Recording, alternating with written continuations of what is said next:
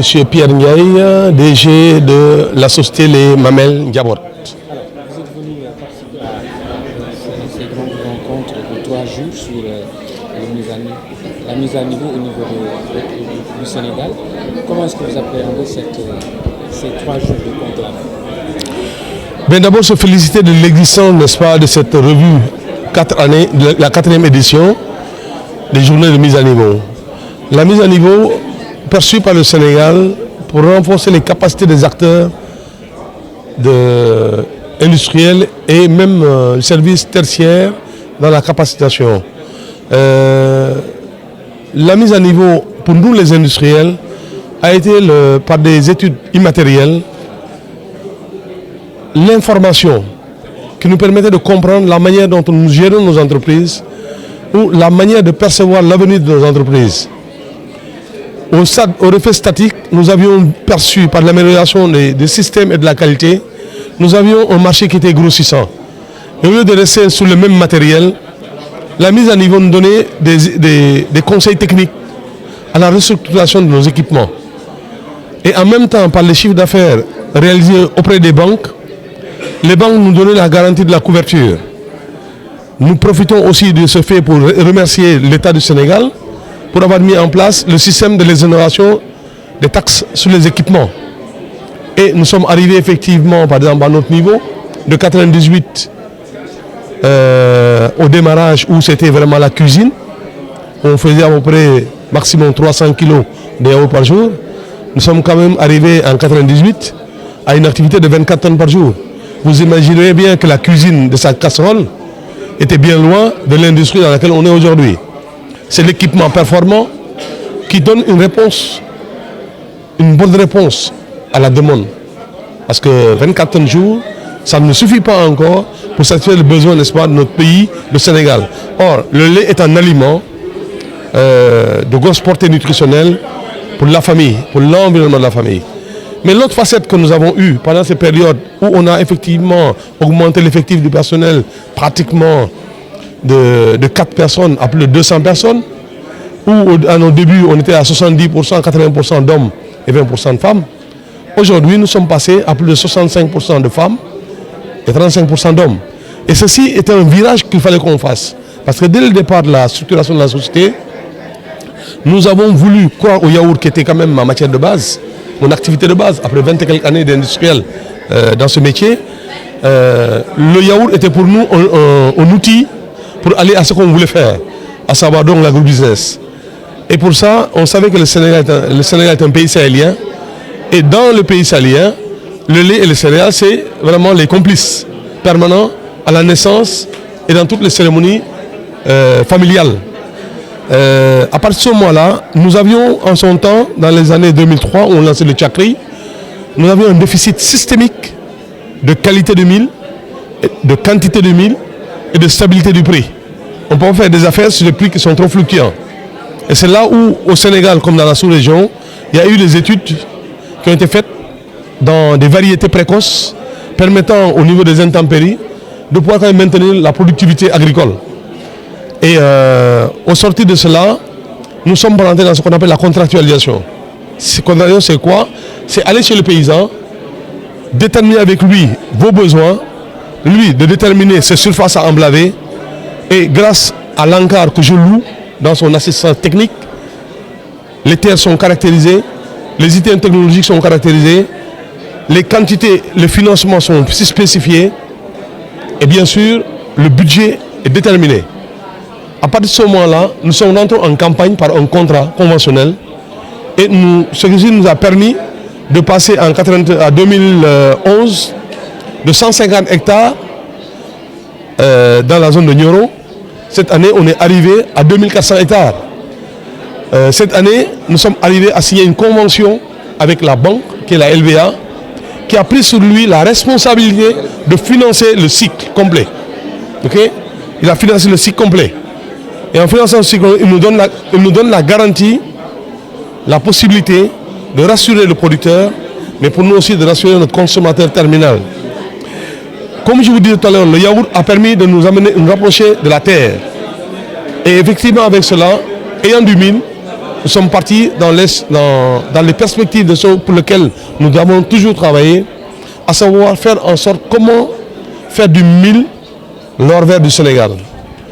À savoir donc transformer et le mettre dans les consommations naturelles de nos familles, parce que nous avons une culture alimentaire sur les céréales locales. Quelle que soit l'ethnie au Sénégal, toutes les ethnies ont su utiliser les céréales. Il s'agit donc de réveiller ces cultures alimentaires pour permettre à créer un marché potentiel intérieur. On est en train de parler de la ZECLAF, mais on ne peut pas aller à la ZECLAF avec une exportation à 100% de notre production. Il faut déjà qu'on rassure nos charges par une économie de marché intérieur. Donc nous croyons qu'aujourd'hui, nous allons avoir, avec l'industrie que nous sommes en train de mettre à Thiès, nous allons avoir deux axes. Le premier axe, mêlant la céréale, c'est de mettre la femme dans une moindre pénibilité. Parce qu'aujourd'hui, vous savez très bien, pour aller du mil à la farine, la maman, elle passe sur des cycles de décortiquage, de lavage, de mouture, avec des machines qui sont en panne ou c'est le courant qui est coupé. Et tout ça, ça ralentit cette perception d'aller vers l'aliment.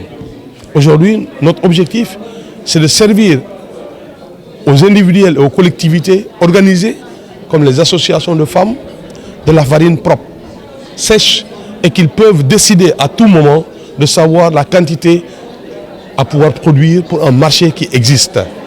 C'est ça l'objet de l'usine que nous sommes en train de mettre en place. Et pour moi, je dis, c'est le meilleur cadeau qu'on a pu faire à l'agro-business des céréales locales. C'est le meilleur cadeau qu'on a pu faire à nos mamans et à nos sœurs sur la pénibilité d'accès à la farine. La deuxième chose qui est là-dedans, c'est quand même la consommation. Une agriculture intensive transformée doit être consommée. Ça veut dire, on doit y revenir. Il faut que les Sénégalais comprennent que ne pas manger sa production, excusez-moi, mais les Américains ne viendront pas manger les céréales du Sénégal. Les Indiens, les Chinois ne viendront pas les manger.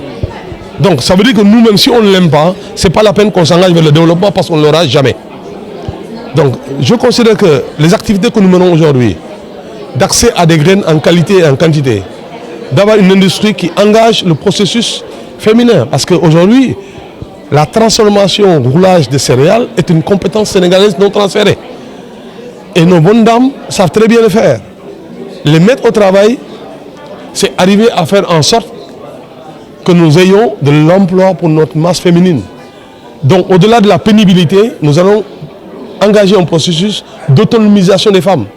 Et vous savez bien, quand la femme gagne de l'argent, c'est pour nourrir la famille. Et comme nous, on s'appelle Mamel Ndiabot, nourricier de famille, nous allons utiliser le potentiel femme pour assurer notre objectif que nous avons de faire en sorte que chaque Sénégalais mange à sa faim. Vos attentes sur ce conclave de 3 jours? Mais écoutez, ce conclave de 3 jours, je pense que c'est déjà un bilan du bureau. C'est beaucoup de gens qui ont eu à recevoir l'intervention du bureau et qui vont restituer, comme nous cet après-midi, qui vont restituer l'expérience qu'ils ont vécue au travers, devant des gens qui n'ont jamais eu à approcher la mise à niveau. Et encore une fois, je le dis, avant de chercher à mettre à niveau son entreprise, il faut d'abord se mettre soi-même, entrepreneur, promoteur, à niveau. On ne va pas aller chercher de l'argent qu'on ne sait pas utiliser. Donc, la mise à niveau aujourd'hui doit retourner vers l'individu. Il faut qu'on mesure l'individu dans sa capacité lui-même à pouvoir être dans la mise à niveau. Autrement, l'argent devient un danger pour soi-même, pour l'individu. Le matériel devient un danger parce qu'il est pressé. On ne peut pas aller acheter une machine et chercher à gagner sur la machine qu'on va acheter, sur laquelle on va produire. Autrement, on force l'achat. Mais les charges seront là. Et quand vous êtes dans le point mort, il y a deux solutions. Il y a quelqu'un qui vous soulève pour sortir du point mort ou vous disparaissez. C'est pourquoi l'entreprise africaine a une pérennité qui ne dépasse pas 3-5 ans. Donc il faut qu'on sorte de cela, de ce risque, de cette crise, pour qu'on devienne des entreprises pérennes, comme nous, à 20 ans, 21 ans, 40 ans. Mais ne restons pas, on ne peut plus s'arrêter au yaourt. Nous sommes partis sur un produit qui porte le yaourt. Ce sont les céréales locales. Il n'y a pas un Sénégalais, moi y compris, qui mange du yaourt avec une cuillère. On le mange avec des céréales. Donc il faut faire en sorte que les Sénégalais disposent de céréales, avec les céréales congelées que nous avons. Il suffit seulement de faire une recuisson. Le lard aujourd'hui est devenu une affaire banalisée. Le matin, on mange du lard, on ne mange pas autre chose. Le soir, on mange du couscous, on ne mange pas autre chose. Et vous savez très bien, le mystère des céréales, c'est la santé. Quand on dit céréales, on dit santé. On ne dit pas autre chose. Et vous savez très bien que c'est important pour l'État de garantir le capital humain, le capital social humain, mais aussi de réduire le coût de la santé. Aujourd'hui, ils sont énormes. Et vous savez très bien les maladies qu'on a fabriquées. Hein? Par l'alimentation, on a fabriqué des maladies qui coûtent extrêmement cher au foyer, qui coûtent extrêmement cher à l'État. Donc, on doit se reconvertir. On doit être des gens qui voilà, donc je ne sais pas si ça existe. Je ne sais pas si ça existe en français, mais nous avons un single qui est significatif. On le passe là, c'est lui qui passe actuellement hein, sur la télé, qui est Khamsa Bob Gamsareo. Beidoundé. Merci beaucoup. Merci moi aussi. Que Dieu vous garde.